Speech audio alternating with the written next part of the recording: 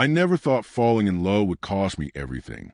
I was just an ordinary guy, head of product development at one of the fastest growing tech firms in the city. I'd worked my way up from intern to a six-figure salary, trusted by the board, respected by the team. I wasn't flashy. I wasn't loud. I just got results. Then she arrived. Camilla Lane, the new CEO. Sharp, stunning, brilliant. She didn't just walk into a room. She owned it. And I, like half the men at our company, was instantly drawn to her. But unlike them, she noticed me back. It started with long meetings, just the two of us. Late nights brainstorming product strategy turned into personal conversations about life, ambition, regrets. She laughed at my jokes, touched my arm when she smiled, said she admired my mind. Before I knew it, we were having drinks outside of work, then dinner, then more. I should have stopped it. It was reckless, dangerous. But I didn't, because somewhere between the boardroom and that rooftop bar in Midtown, I fell for her, hard.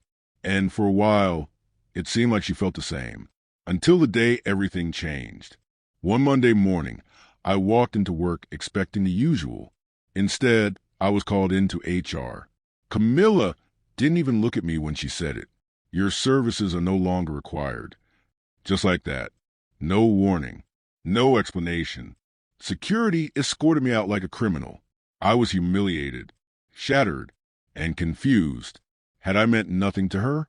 But what she didn't know was that firing me was the worst mistake of her life. Because I didn't just leave quietly. I had a plan. And by the time I was done, Camilla Lane would regret ever crossing me. I didn't cry. Not in the elevator ride down. Not when they handed me a cardboard box filled with my things. Not even when I stepped out of the building. I'd helped build from the ground up. But inside, something broke. You don't just erase 5 years of loyalty, ideas, and sacrifice with a single HR statement and an icy goodbye. And you definitely don't do that after everything we shared. The dinners, the nights, the whispered secrets between sheets. It wasn't just business. At least, it wasn't for me. I didn't understand why she did it. I replayed every conversation, every touch, every word, trying to spot where I'd gone wrong, where she'd turned cold. But there was no warning, no signs. Just that morning, and a look on her face like I was some stranger. I spent the first few days in a fog. My phone stopped buzzing. The office chat went silent. People I'd once called friends didn't return texts. I was radioactive now, untouchable. And Camilla? She went on as if nothing happened. New interviews, company announcements. She even posted a glossy photo on LinkedIn titled Asterisk, Leadership Means Making Tough Calls. Asterisk, that one stung. But hurt has a way of turning into something else. Into clarity. Into resolve. Because here's what Camilla forgot. I knew things. Not rumors. Not gossip. Real things. I knew how the company worked behind the scenes. The investors she didn't want the public knowing about. The rushed acquisitions. The doctor projections, the questionable deals hidden under layers of legal padding. She inherited the CEO title, but the foundation?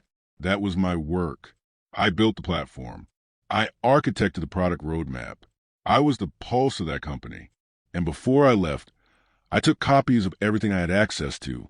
Not to hurt her, not at first. Just insurance. But that changed when I discovered what she'd really done. You see, I thought she fired me out of fear. That maybe our relationship was a liability, or that she panicked when things got too real. But no, Camilla had been planning my exit for months. I wasn't a threat to her because of love. I was a threat because I knew too much about the company and about her. She used me, used my ideas to gain the board's trust, used our relationship to keep me distracted. And once she had everything she needed, she discarded me like a broken prototype. That's when the anger set in. You don't get to erase me. Camilla, you don't get to climb the ladder on my back and pretend I never existed. She fired me thinking I'd disappear quietly. She had no idea I was about to become her worst nightmare. I didn't want revenge for heartbreak. I wanted justice. And I was going to make sure everyone, the board, the media, the world, saw exactly who she really was. Revenge doesn't start with fury. It starts with silence. It was day 14 since I'd been fired. The world had moved on. Camilla had moved on. But I hadn't. Not even close. I was still waking up at 6 a.m., just like I did when I worked for her. Only now, there was no commute. Just quiet, bitter, accusing silence. But that silence, it helped me think. I began sorting through everything I'd saved, old emails, memos, board presentations, back-end access logs, development timelines, my laptop, my backups, my notes. There was more than I remembered. Camilla had underestimated me in every possible way. She always thought of herself as a chess master, calm, elegant, always 3 moves ahead. But she'd forgotten, I taught her the board. And I wasn't just a player. I'd been the architect of the game. My first move wasn't flashy. I created a new email under a pseudonym, G.L. Reynolds, just some ghost in the system. Someone in the company wouldn't trace back to me. I used it to start sending anonymous tips to a few select people. Not the press. Not yet. That would come later. First, I reached out to a few of Camilla's most trusted allies, VPs, advisors, even a couple of board members. Not with threats, with questions, subtle ones. Curious if Camilla ever disclosed the private equity push she made during the Paxson acquisition. Did you know the predictive metrics demo she showed the board wasn't functional when presented? Just enough to plant a seed of doubt. Then I moved on to something riskier. Her CFO, Martin Grant. He and I never got along when I was still inside the company. Too rigid, too loyal to structure. But I knew one thing. Martin didn't like being lied to. And Camilla had kept him out of more than a few financial decisions. I messaged him from the new alias. Sent a redacted version of a file I'd saved. A buried expense record from the Paxson merger, showing an undisclosed $2.7 million payout to a consulting firm that didn't seem to exist. That one got his attention. Within 24 hours, he was asking questions at the executive level. Camilla, I imagined, kept her face neutral. She always did, but I knew her tells. The pause in her breath, the way she straightened her posture when something was slipping. Somewhere inside, she knew it wasn't over. But still, I wasn't satisfied. This wasn't just about bringing her down professionally. It was about making her feel the betrayal she made me live through. About showing her what it meant to build something with someone you trust, only to have it ripped away. And there was one more card I hadn't played. I still had access to a shadow test environment, a copy of the company's codebase from before I was fired. It wasn't connected to their live systems, but it was functional, and it still had most of my original security architecture, which meant I could simulate their next product launch. I could prove that what they were preparing, the thing Camilla was hyping in interviews and investor decks, didn't actually work yet. I could pull the curtain back on the entire illusion. But first, I needed help. One person. Someone who still worked inside the company. Someone I trusted. And the irony? It was someone Camilla herself had once tried to fire, but I'd saved her job. Her name was Eliza, lead UI engineer. Brilliant, overlooked, and deeply loyal to me. I sent her a message under my real name. No aliases. No games. Just 4 words. Camilla fired the wrong guy.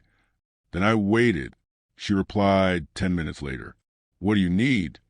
Eliza always saw what others missed.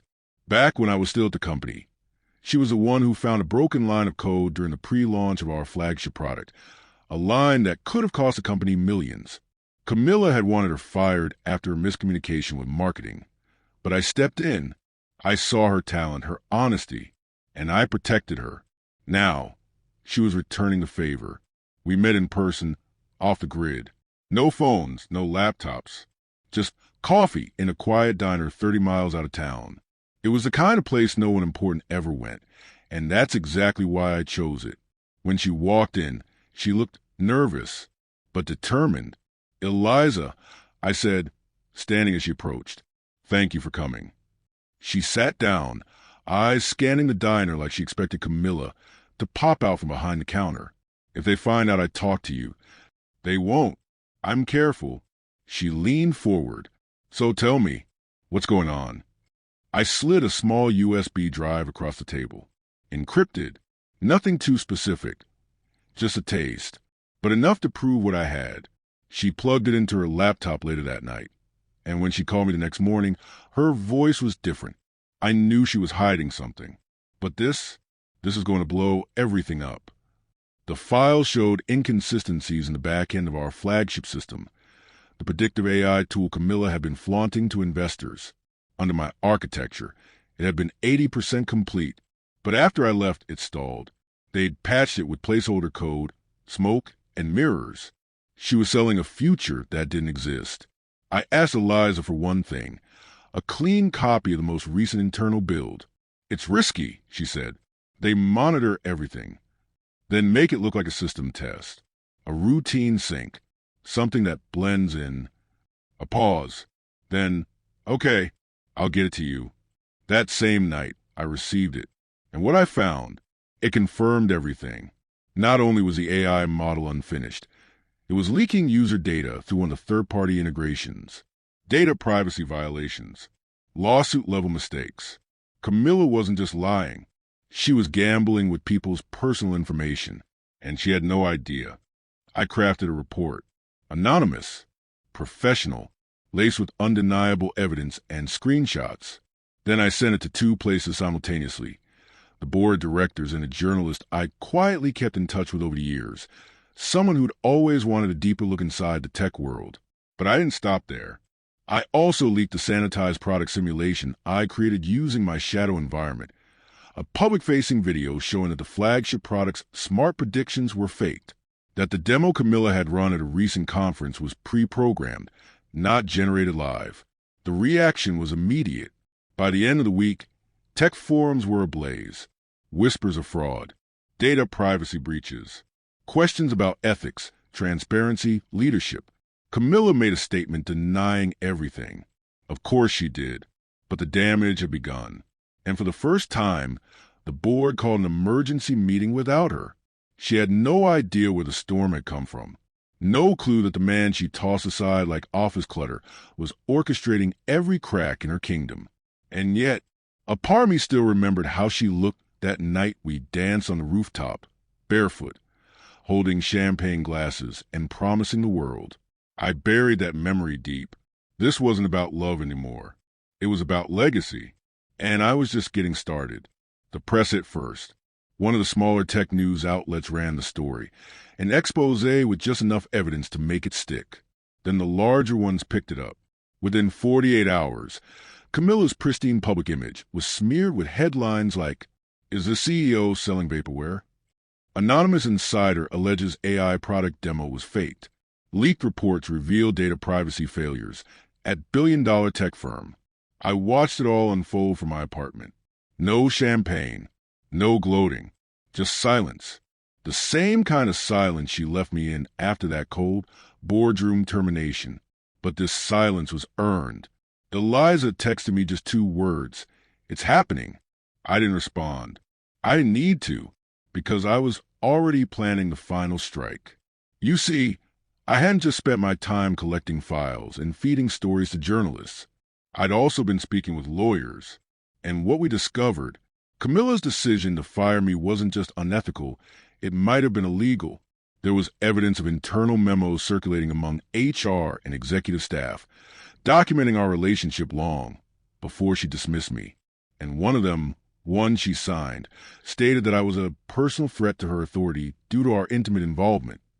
It was all the proof I needed to file a wrongful termination suit.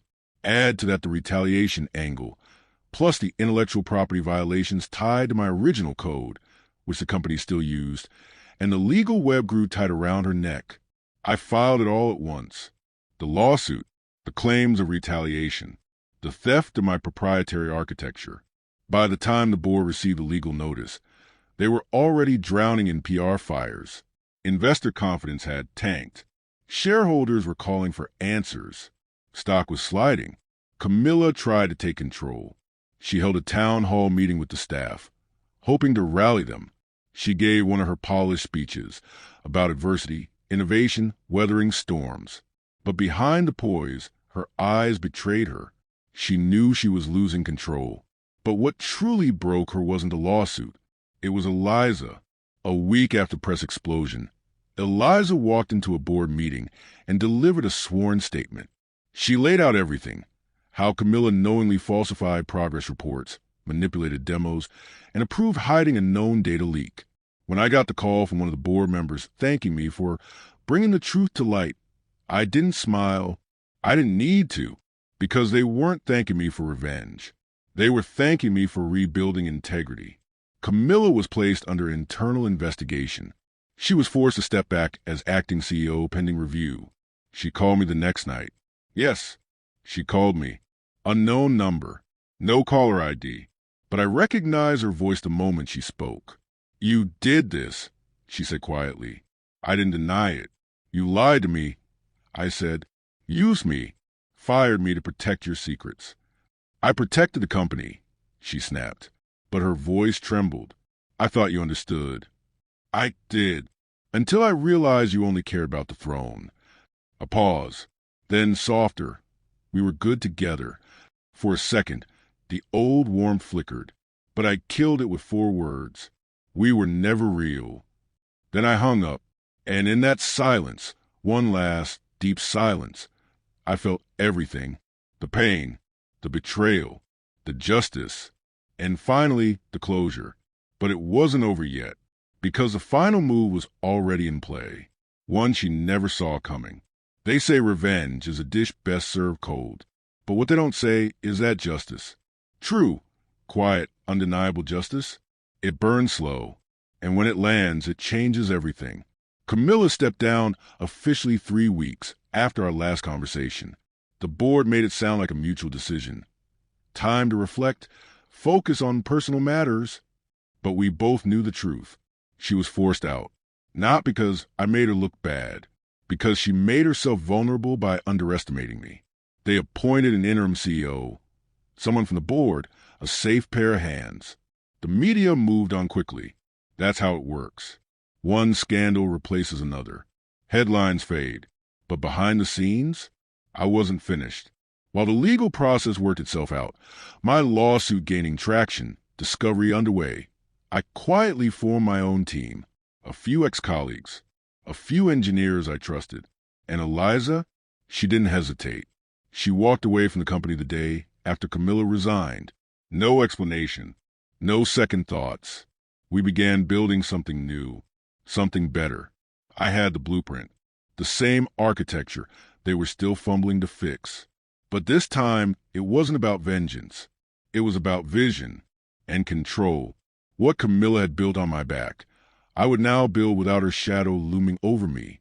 This time with transparency, with integrity, with real innovation. No shortcuts, no fakes, no borrowed clout. The investors came quickly.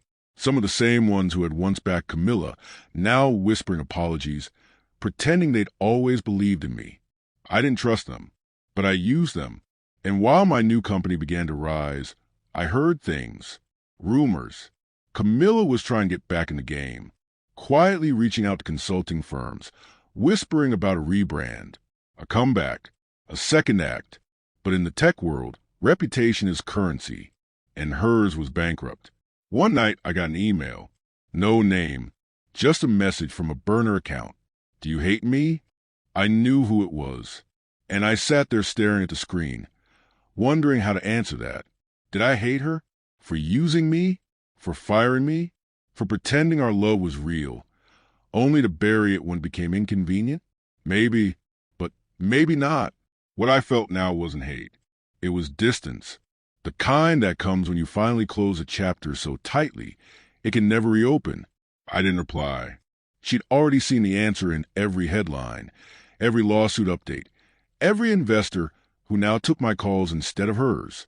This wasn't just about revenge anymore. It was about rebirth. She thought she'd ended me. What she really did was set me free,